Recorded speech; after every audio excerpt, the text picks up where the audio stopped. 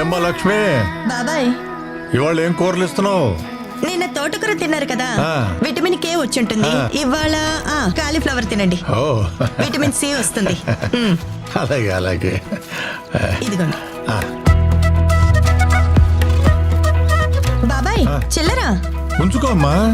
పరాయి సొమ్ము పాము లాంటిది బాబాయ్, మనం ఉంచుకుంటే మనల్నే కాటేస్తుంది. నేను తీసుకోను.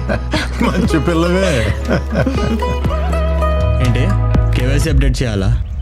ఆధారు పాన్ ఎంటర్ చేసి మీకు ఓటీపీ సబ్మిట్ చేయాలి, అంతే కదా? మీరు లింక్ పంపించండి, చేసేద్దాం. ఫ్రెష్ కూరగాయలు ఏమున్నాయి?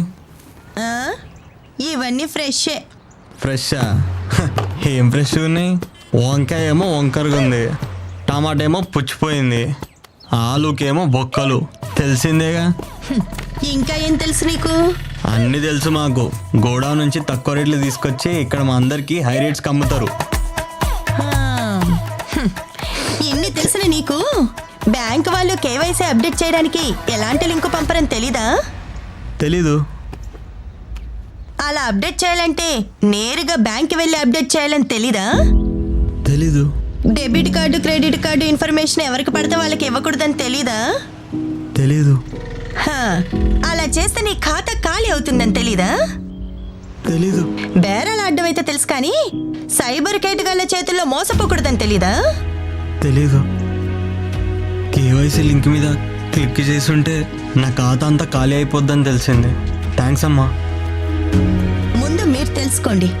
తెలియని నెంబర్స్ నుండి కాల్స్ కానీ మెసేజెస్ కానీ వస్తే వాటి మీద క్లిక్ చేయకండి, వెంటనే డిలీట్ చేసేయండి. ముఖ్యంగా సాఫ్ట్వేర్ ఉద్యోగులు, వృద్ధులు, పదవి విరమణ చేసిన వాళ్ళు, గృహిణులు వచ్చిన లింక్స్ ని సరిగ్గా గమనించకుండా క్లిక్ చేసి మోసపోతున్నారు.